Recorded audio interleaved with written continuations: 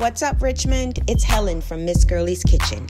Our city has some of the best culinary gems, Jamaican spots, pizza joints, soul food, gas stations, cakes, and we're going to tour them one by one. Join me every Tuesday at 5 a.m. on CW Richmond as I take you on a tour of the Richmond Restaurant Scene with Miss Girlee's.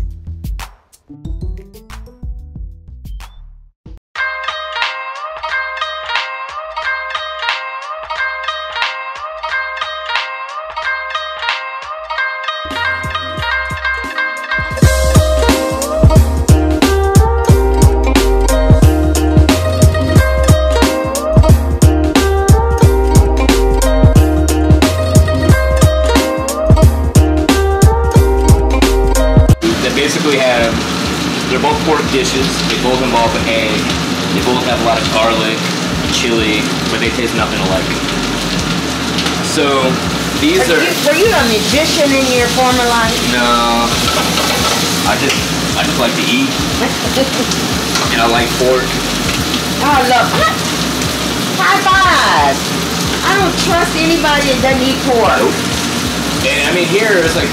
We have a varied menu, but it's really pork and seafood focused. Like, in the Philippines, there's a lot of pork, a lot of seafood. And while we're not a traditional restaurant, I like to keep some things the same. So these are dumplings that are made with fresh cheese that we make in-house, similar to ricotta, some all-purpose flour, salt, pepper, and a little bit of milk. So they're similar to gnocchi, but they'll have the texture of Korean rice cakes. So it's a little bit of a chew, a little bit of crunch. I've had those, they're delicious. Yeah. So it's meant to kind of be a best of both worlds kind of thing.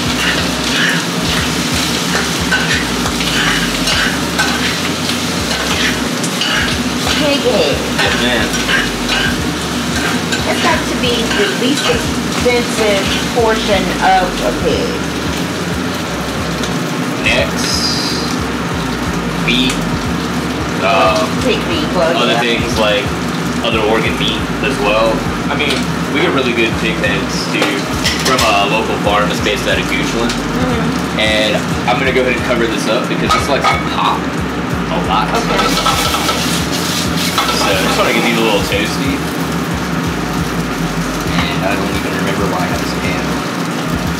Oh, rice. Love rice. Right. So the name Tiny Victory. Oh. Where did that come from? It's funny, like, I feel like this restaurant probably should have never happened. Like, I mean, we have no investors, we have no loans. It's, you know, not one of the more known chefs in the city. But we did it ourselves, and Devin, honestly, Devin's the hardest working person here. She put in a lot, her own money, not her own sweat and labor, and then I got the kitchen. You know, I help out other things. I help maintain some of the finances, keep people organized. She's the boss. Wow. I like it that way, honestly. Is that, did you just put pulled pork in there? This is pork shoulder that's been slow cooked with roasted tomato, a little vinegar, other things like bay leaves, garlic, and this is a fermented chili paste. So I'm gonna toss that, work all those in. I'm gonna add a little bit of water to kind of emulsify it. Don't want any stock or anything in it because I want a neutral, something a little bit more neutral. That smells delicious. Thank you. And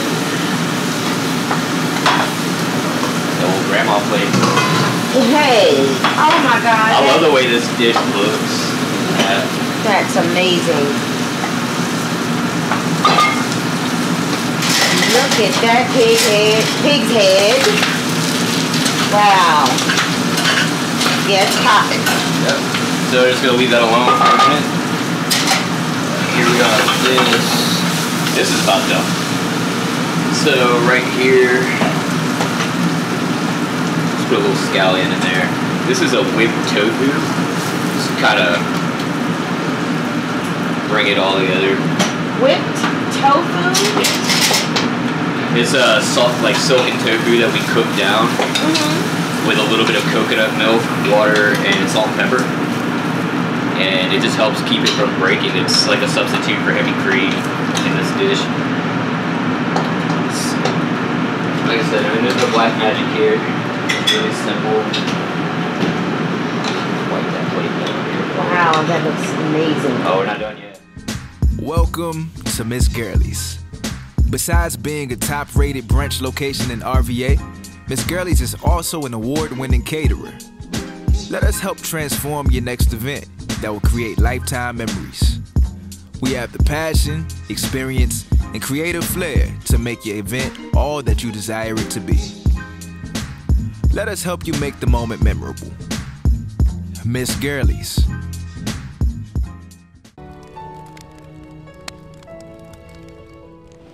Hi, I'm Carlin Kernish, and I'm an indie music connoisseur. I like to drink fine wines and listen to independent music on the only platform that caters exclusively to independent music artists, theindietube.com. When I need my daily dose of E. Morgan,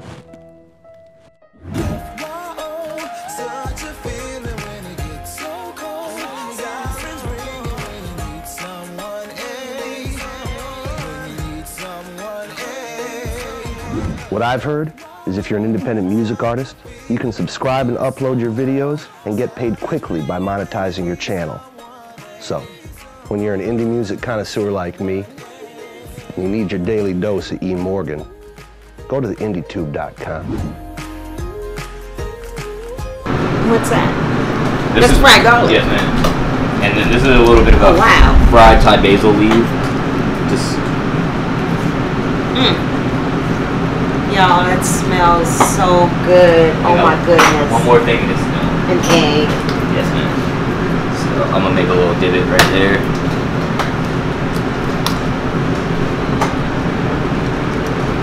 Oops. Sorry. Not splatter anymore. And just a little black pepper on top of the egg. I'm just gonna scrape the egg off because I don't like eggs. You don't like eggs? But that's okay. Oh, I'm sorry. Yeah, we do a lot of eggs get used. I noticed that. A lot of different ways here. Ooh, So that's here we perfect. are. Here we are. A little soy sauce.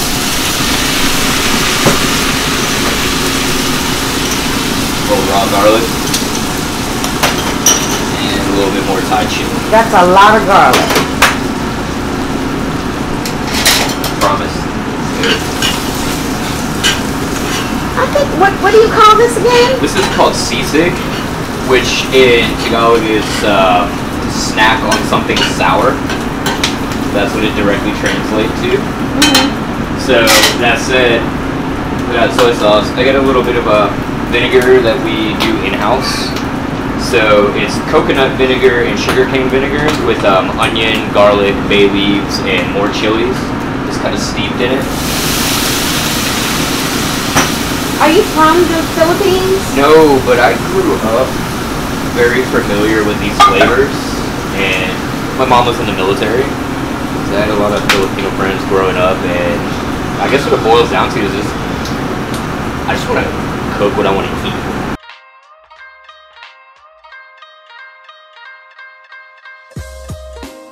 When the Spanish came by and colonized the Philippines, they introduced the fork and the spoon, whereas a lot of like the indigenous people ate with their hands, and Spanish colonizers thought that that was obviously savage, if you will, and it was just adopted by Filipinos. So the spoon actually acts as their knife. It's like you hold with the fork, pull with the spoon when you're cutting. Hold with the fork. And pull with the spoon. Okay. Yeah. Oh, hey. But So that is you don't really need it. Well, with certain dishes, no. Like this, no. But just the concept. Oh, okay. Nice. So what is this again? That is the caisson putti dumplings. So caisson putti is typically fresh cheese made with a caribou milk. And obviously we don't have access to that here. So it's basically just a farm cheese, kind of like ricotta in consistency that we make here. And then we fold all-purpose flour, salt and pepper, and a little bit of oil and egg into the dumpling. This is really good. It's a little bit more dense than gnocchi would be, and we kind of like that. I just feel like anything that's super pillowy wouldn't go very well with that. Pulled up with the pork, and then that pork was braised in roasted tomato, a bunch of other aromatics, and fermented chili. And the egg makes it. I know you don't want the egg, but the egg makes it. Let me try the egg. Crack. Just bust it up. So do you supposed to mix it together? Absolutely.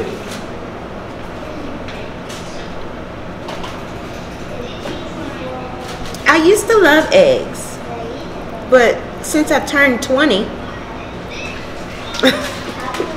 I just can't eat them anymore. Okay, I'm gonna try it.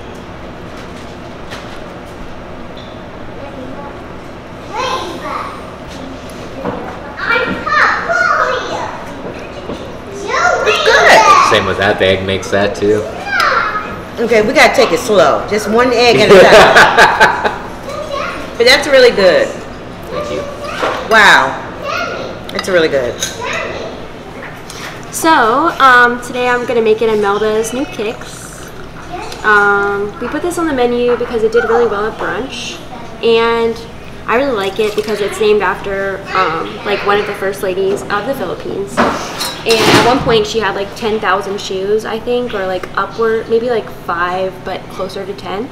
And she like has so many shoes that they're on display right now, which I think is pretty cool.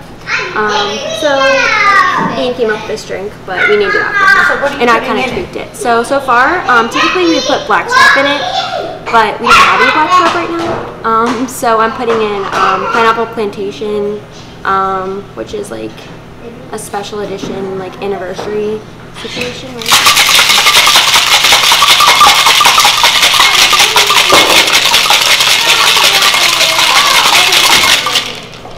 This is honestly one of my favorite drinks because it almost reminds me of like, after you like stir it up with the ice, it reminds me of like a Coke Slurpee almost.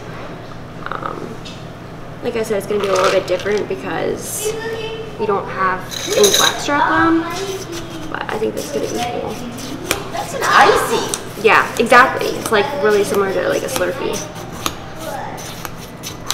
We were doing like the crushed ice originally, but it's just, I like this better. So we've got right now.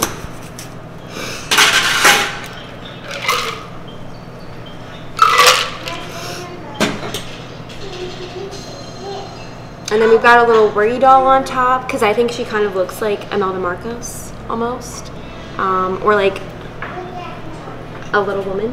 I think it looks really cool. Yeah.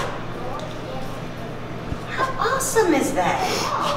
So I get to keep the little lady and put her in my pocket and do what with her? You can give her your worries basically, and she'll hold them for you and take them for you until they're gone, basically. Awesome. That's the whole gist of that. I got a lot. You got it. How many more you got back there? I got a whole bag.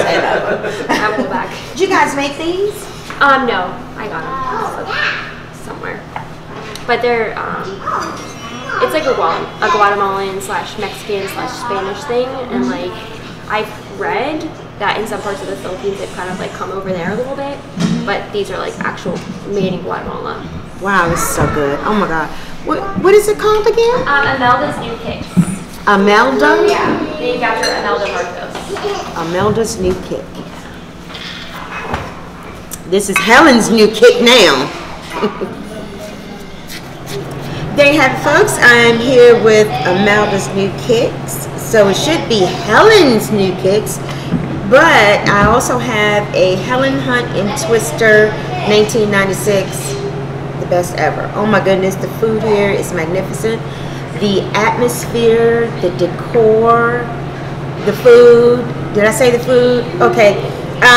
Chef Ian, great job here today. Thank you. 506 West Broad Street, Tiny Victory. And we're out. People, you will not believe me when I tell you that you can get this Rasta pasta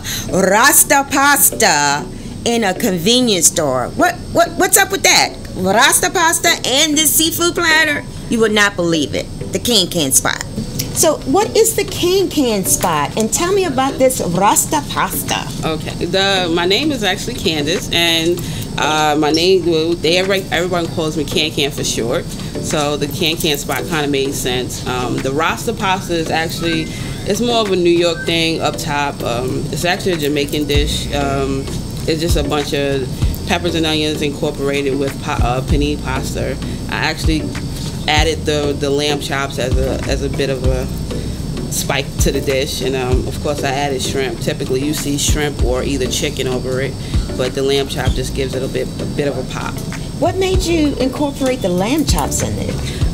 Just one day I was in here, I'm like, how can I spice it up a little bit, take it up a notch? And I was like, lamb chops. That's you don't see lamb chops paired with too many different type of dishes, so that's what made me add it to the dish. I was like, let's step outside the box, and instead of adding shrimp and chicken, let's just add some shrimp and lamb chops. I live right here in Richmond, Virginia. I'm actually from Brooklyn, New York. I am in culinary school at J. Sargent Reynolds. Every day we learn something new. We incorporate different flavors and learning how to plate things properly. So Can, tell everybody about this outstanding location. The location came about, they had a for rent sign in for the kitchen, and my sister actually found this spot, and she works right around the corner. She seen a for rent sign, and she's like, I got the perfect person that knows how to cook, which was me. So I came over, started out small, of course, with the regular sausage and chicken and fish, and then I started, slowly but surely adding my different types of cuisines that you typically don't get to see in a convenience store. Wait,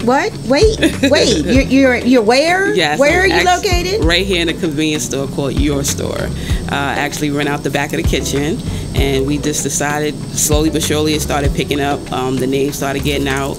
A lot of people started reposting my pictures, and it started with one post, and everybody just kept going, and everybody started coming in and trying it out, and next thing you know, Facebook took it to the next level. Social media just boomed it up a notch. It's not always about fried food, heavy food, so I like to offer for the people that are vegan or like to want to eat healthy sometimes, or just want to incorporate a different type of diet in their everyday meals of fried chicken and your regular carbs.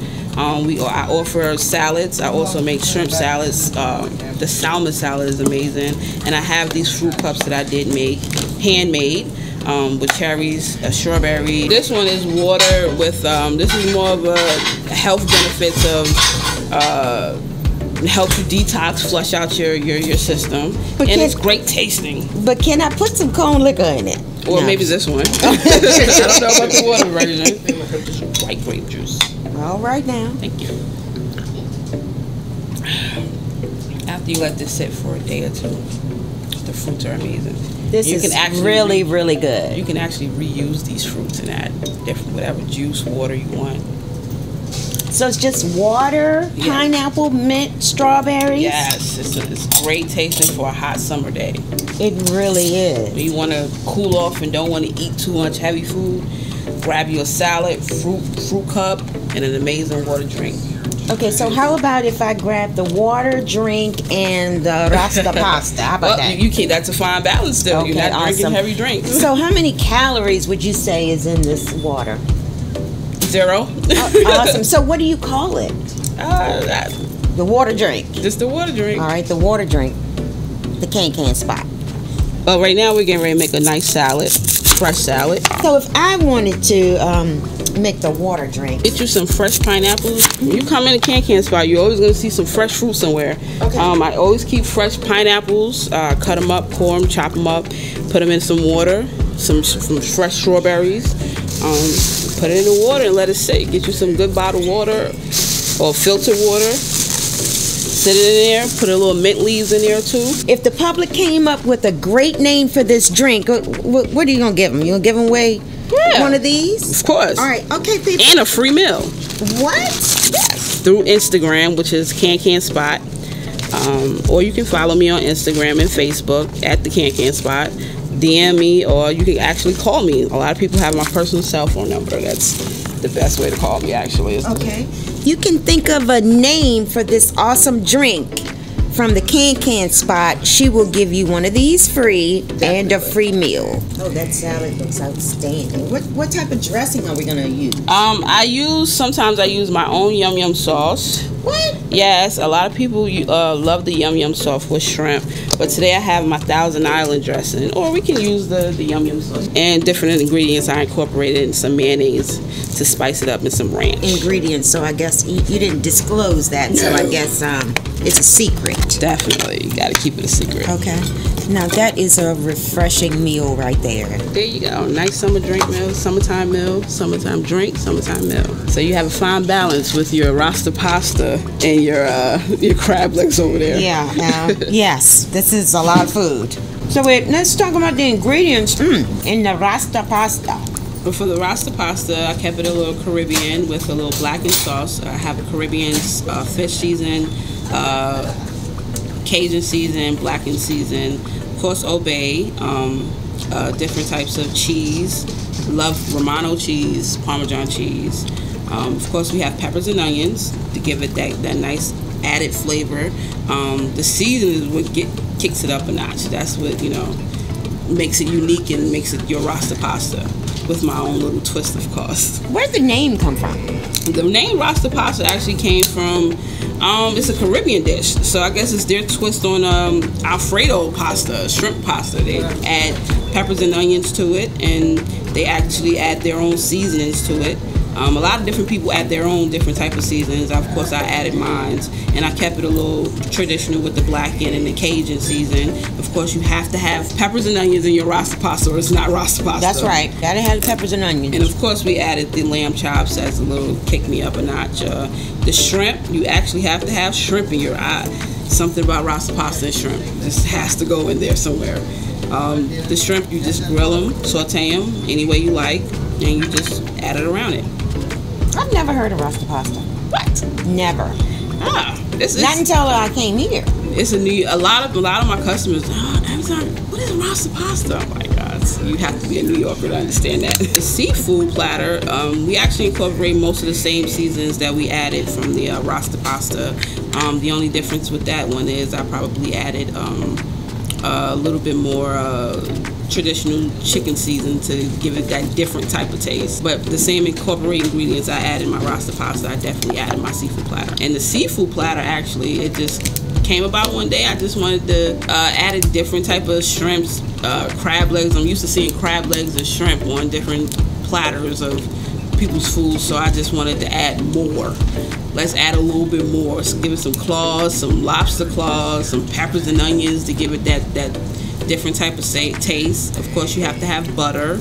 And a lot of it. Yes, definitely have to have a lot of butter. And it's not seafood if it doesn't have Obey seasoning on it. That's right. So it definitely has the Obey, blackened season, Cajun season, and different types of fish season from the Caribbean islands.